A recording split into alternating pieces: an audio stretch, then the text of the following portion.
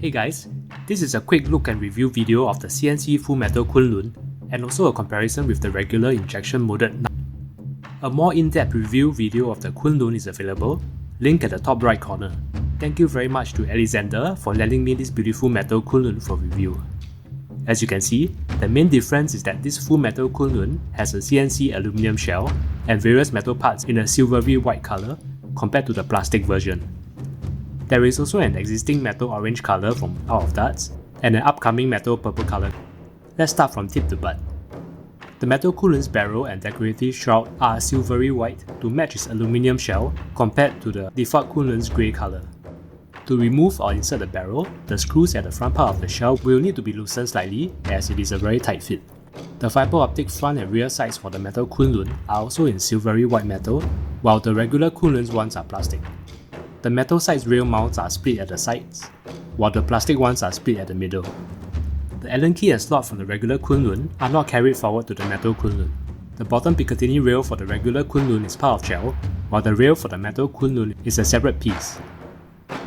The metal Kunlun's magazine has a metal bottom, but the inside is still plastic, while the regular Kunlun's magazine is all plastic. The regular mag release lever is plastic, compared to the metal one for the metal Kunlun. The regular Kunlun has the raised Kunlun words and indents for the warning stickers on the shell. The Full-Metal Kunlun's aluminum shell is smooth and does not have this. Alexander has the 4 quick takedown thumb screws from out of Tdarts, which I will elaborate on nearing the end of this video. The triggers for both versions are metal, but the Full-Metal Kunlun does not have a safety button. The bolt handle for the regular Kunlun is thinner, while the one for the Full-Metal Kunlun has a ball at the end. The ball handle makes priming heavier springs easier and more comfortable. The pistol grip for both blasters are part of the shells, so one is plastic while the other is metal. Both blasters' pommels are metal.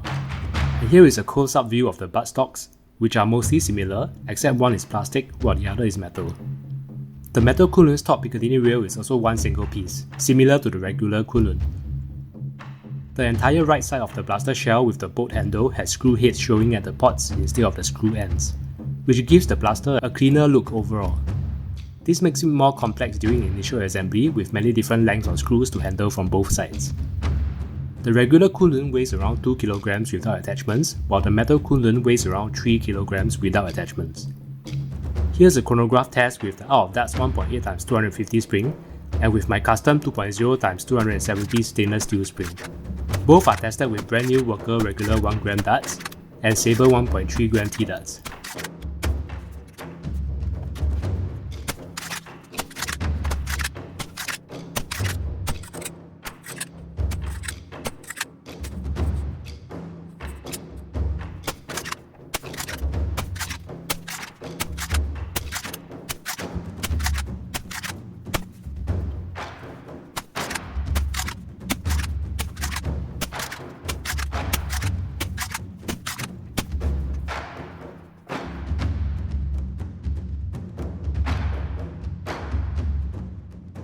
From the average FPS numbers, it seems that there is not much difference between the metal Kunlun with Sabre internals and the regular Kunlun with default internals, with my custom 2.0 spring inside.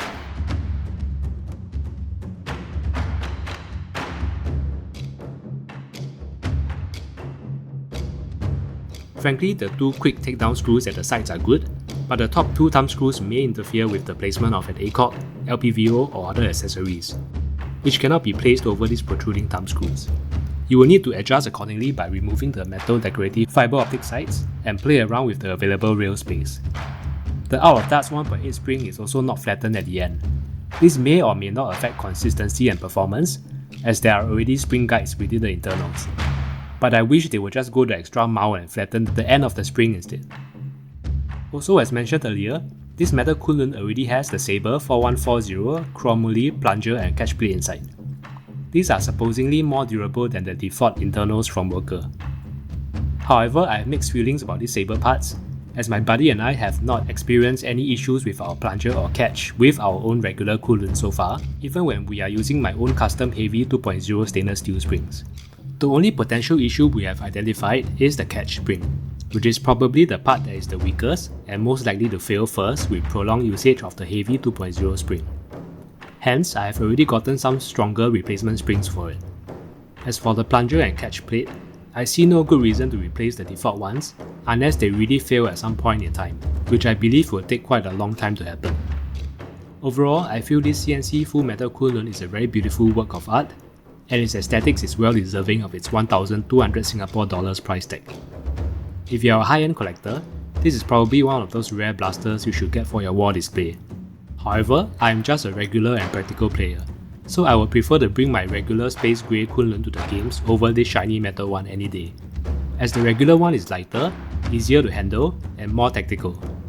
I can also abuse it without worrying about scratching it, dropping it, or hitting it against a wall or tree. Also, if I were to choose one full metal bolt action blaster, I would pick the emerald green Iron Pangolin instead for its aesthetics, unique priming sound, and friendlier price point. Just my own personal preference. What do you think of this CNC Full-Metal Kunlun? Let us know in the comments below. Like and subscribe to this channel if you found this review helpful. Thank you and see you.